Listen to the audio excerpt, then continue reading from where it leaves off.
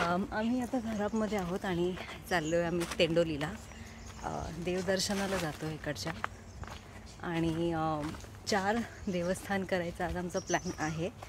तर तिथे आम्ही तुम्हाला घेऊन जाऊ आणि दाखवू की कसं आहे सगळं.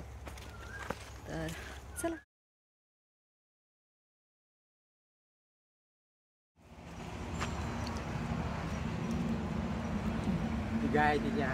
छोटूसा बछडा आहे इकडे आणि त्याची मम्मा आहे.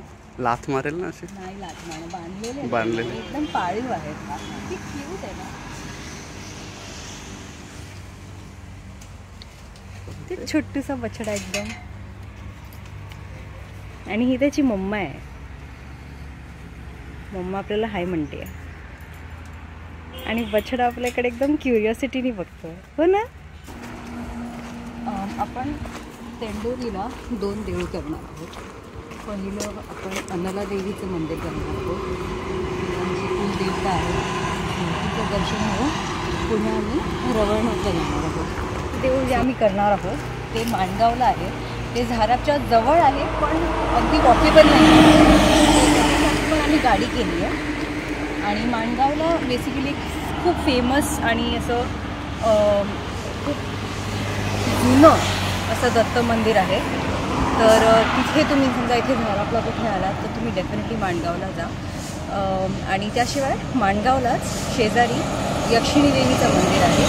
सो माणगावला आम्ही 2 देऊळ करणार आहोत, तेंडोलीला आम्ही 2 देऊळ करणार आहोत. चला तर मग.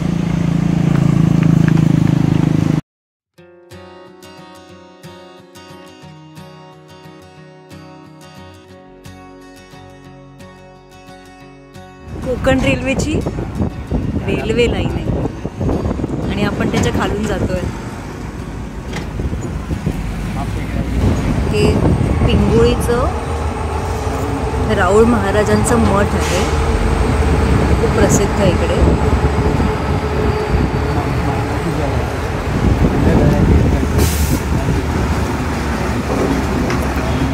पप्पा आमचे देवासाठी नारळ घ्यायला गेले. इथे चौक आहे, तर छोटासा इथे एक बाजार लागतो. तर इकडे नारळ आणि केळी फुलं वगैरे ते सगळं घेण्यासाठी घ्यायचं आम्ही थांबलो इथे.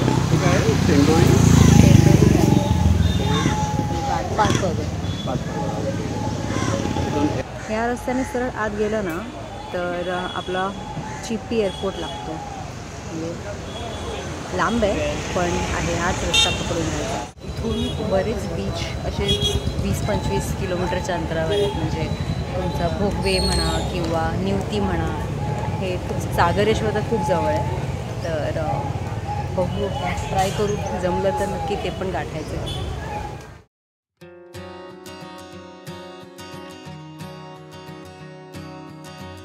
तेंडोली आपल्या अनला देवीच्या मंदिराकडे हा रस्ता आपण जातोय.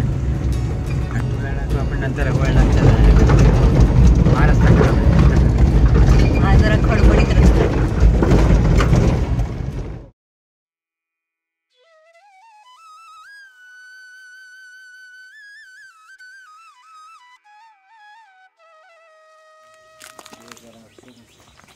हे आहे तेंडोली गावचं अनला देवीचं मंदिर.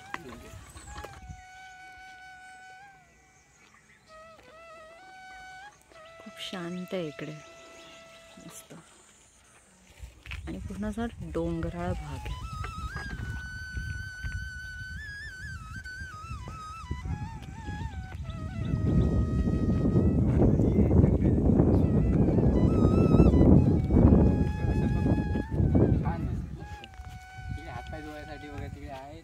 आपण काय आंघोळ करून डायरेक्ट आलेलो आहे, त्यामुळे काय नाही.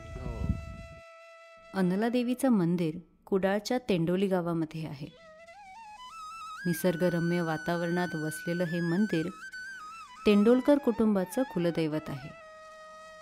मूळ मंदिर 1500च्या दशकाच्या मध्यात बांधले गेले होते आणि हल्लीच मंदिराचं सुशोभीकरण करण्यात आले आहे आणि त्याला सुंदर वास्तू बनवण्याचा प्रयत्न केला आहे. इथे देवीला छान जास्वंदाच्या फुलाने सजवतात. ज्याने देवी खूप सुंदर आणि मनमोहक वाटते. मंदिराचं वातावरण इतकं निसर्गरम्य आणि प्रसन्न आहे की इथे आल्यावर मन शांत होतं. मला देवीचं दर्शन झालंय. आता आपण चाललोय काय मस्त आहे ना. रवळनाथच्या श्री रवळनाथच्या दर्शनाला. म्हणजे इथे जवळच तेंडोलीमध्येच आहे. सो जर तुम्ही अनला देवीच्या दर्शनाला येत असाल तर मेक शुअर की तुम्ही रवळनाथला पण जा. ते जोडीने त्यांचं दर्शन घेतलं जातं. अनला देवीचं दर्शन घेऊन आम्ही पुढे रवळनाथ पंचायतन मंदिराकडे निघालो. तेंडोली येथील श्री रवळनाथ हे गावाचे प्राचीन ग्रामदैवत आहे. श्री रवळनाथ हे भगवान शिवाचे एक रूप मानले जाते.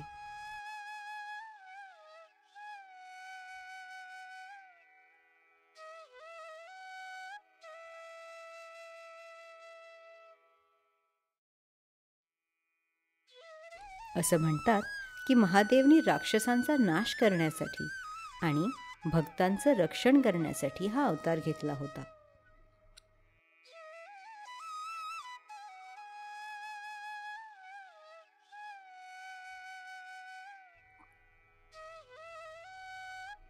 तेंडोलीतील रवळनाथ मंदिर हे प्राचीन असून गावकऱ्यांच्या श्रद्धेचं केंद्र आहे.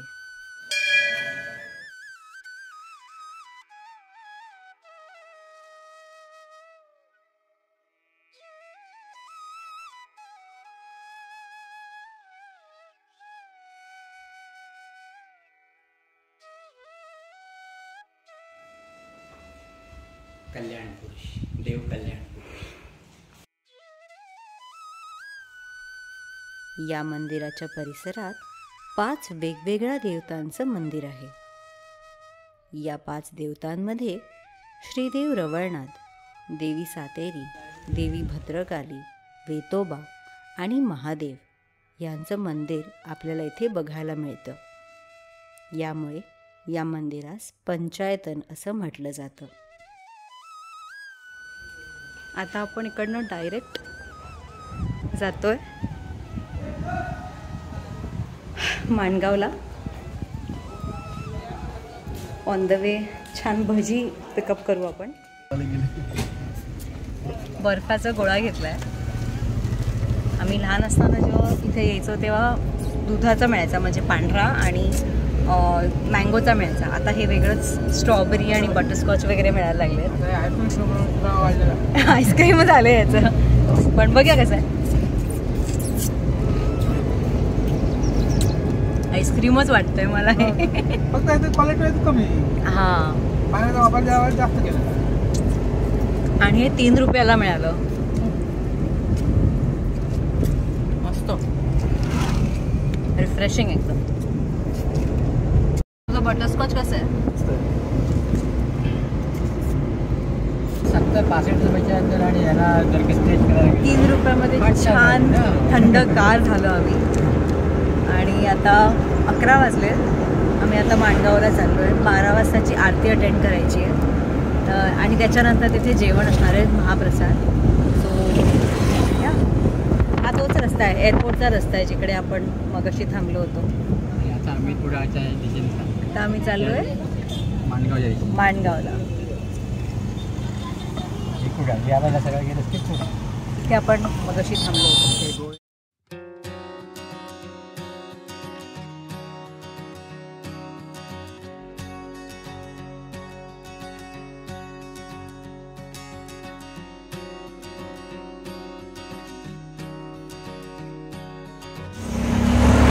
गोवा हायवे, मुंबई गोवा हायवे, आणि आपण आता टर्न घेणार.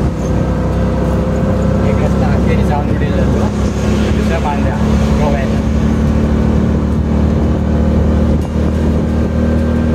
आंबोलीला वगैरे, म्हणजे बेळगावला जाणार हा रस्ता. आंबोलीला जातो हा रस्ता सरळ. हा गोवाचा रस्ता, हा सावंतवाडीचा रस्ता.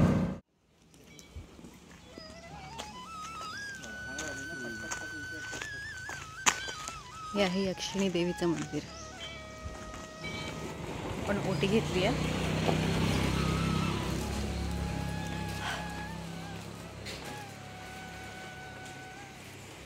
माणगाव येथील श्री यक्षिणी देवीची कथा प्राचीन आहे. 64 योगिनींसह देवीने येथे भूतप्रेतांचा नाश केला आणि मनुष्यवस्ती निर्माण केली. तिच्या कृपेने गावात शांती आणि समृद्धी आली. यक्षिणी देवी ही माणगावची ग्रामदेवता असून हे मंदिर भारतातील एकमेव यक्षिणी देवीचं मंदिर मानलं जातं.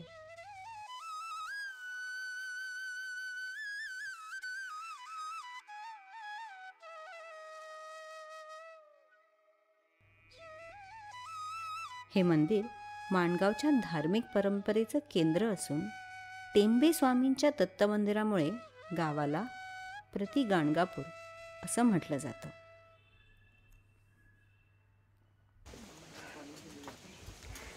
इथे ओटीचं सामान घेऊन आम्ही देवळात गेलो आणि छान ओटी भरली, मस्त वाटलं. आता इथून आम्ही पुढे दत्तात्रेयाच्या मंदिराला जातोय. आंबा आहे, जांभळ आहे, मम्मीने मागवलंय.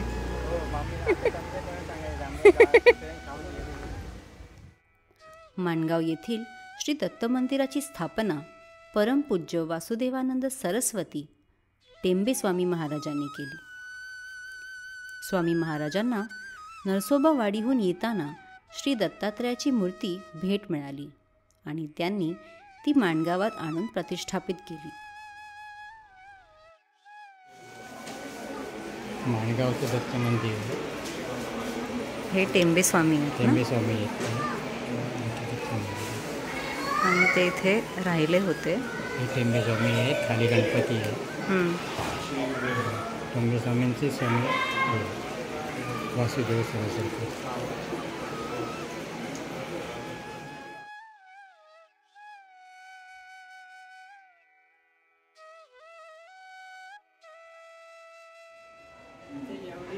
हे होतं ना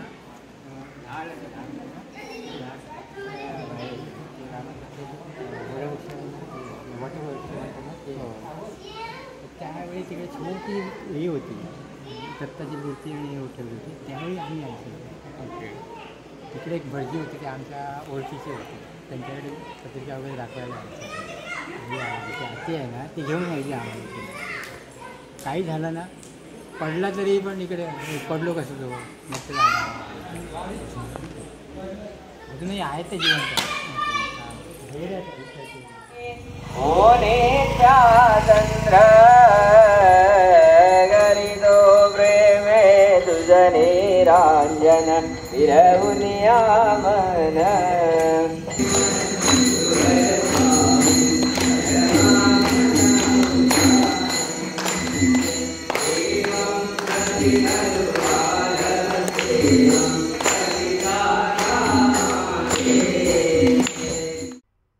मंदिराची रचना हेमाडपंथी शैलीची असून गर्भगृहात संगमरवरी त्रिमूर्ती दत्तमूर्ती व स्वामी महाराजांची मूर्ती आहे. मंदिर परिसरात स्वामी महाराजांचं जन्मस्थान आहे, ज्याचे जीर्णोद्धार होऊन पूर्णकृती मूर्ती बसवली आहे. आपण यक्षिणी देवीच्या मंदिराकडे होतो, त्याच्याच मागे टेंबे स्वामींचं जन्मस्थान आहे. आणि असं म्हणतात की टेंबे स्वामी हे श्री दत्तगुरूचे शिष्य होते आणि त्यांना काही चमत्कार करण्याची एक पावर प्राप्त होती. तर त्यांनी भरपूर असे चमत्कार केले आहेत आणि त्यांचेच असे फोटो, स्टोरी फोटोज त्या मठाच्या तिथे लावले होते. आमच्या दुपारच्या जेवणाची सोय झाली आहे. मंदिरामध्ये महाप्रसाद असतो, सो त्याचे कूपन आम्ही घेतले. छान सात्विक जेवण आज आम्हाला मिळणार आहे. तर जेवण झालेलं आहे. अजूनही लोकांनी रांगणं लागली आहे. आतमध्ये महाप्रसाद असतो जेवायला. छान डाळ भात भाजी सोलकढी आणि प्रसाद असा देतात. उपस्थित भाविकांनी प्रस्थापित केल्यावरती महाप्रसाद उपन घेतल्या आणि प्रसादासाठी कूपन घ्यावं लागतं इथे आणि ते कूपन त्यांना द्यायचं असतं. मग पोटभर जेवून करू शकतात आणि भरपूर सर्विंग्स मिळतात. म्हणजे असं नाही की एकदा घेतलं की पोट भरून पोळ्या आपण देत राहतो. जोपर्यंत पोट नाही भरत तोपर्यंत फ्री आहे. सगळ्यात महत्त्वाचं म्हणजे फ्री आहे. तर जर तुम्ही आलात या मंदिराजवळ किंवा या मंदिराच्या दर्शन घ्यायला आलात तर नक्कीच तुम्ही या सोयीचा लाभ घ्या. तर आज आम्ही 4 मंदिरे पाहिली आणि प्रत्येक ठिकाणी एक वेगळीच शांती आणि सकारात्मक ऊर्जा मिळाली आणि तीच ऊर्जा घेऊन आम्ही घरी परत आलो. थोडा आराम केला आणि मग संध्याकाळच्या दरम्यान झारापच्या चाळोबा मंदिराकडे निघालो. हे चाळोबाचं मंदिर आहे. सगळं नॅचरल आहे. एकावर एक असा दगड मस्त ठेवला आहे. नॅचरली ठेवला गेला आहे. कोणी ठेवला नाही आहे तो फिजिकली.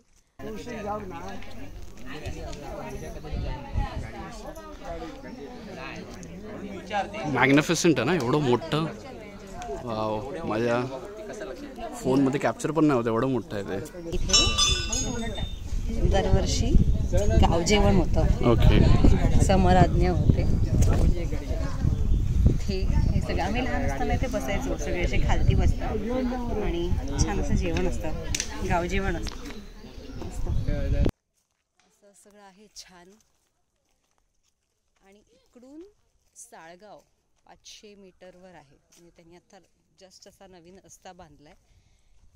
पण झारापीवरून आम्ही चालत आलो इथपर्यंत.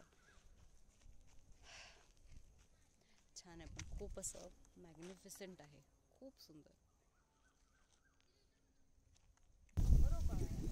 साळगाव आणि झारा.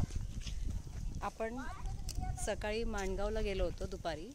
सो साळगाववरनं वॉकिंग जाता येतं तिथे. पण थोडंसं आहे, लांब आहे. पण माझे पप्पा लहान असताना असे चालत वगैरे जायचे छान. पण आपण नाही जाऊ शकणार. आपल्याला ते 2-3 तास चालत जाणं जमणार नाही. पण छान आहे. छान आहे. आवडलं तुला? मस्त. माझं गाव कसं वाटलं? छान.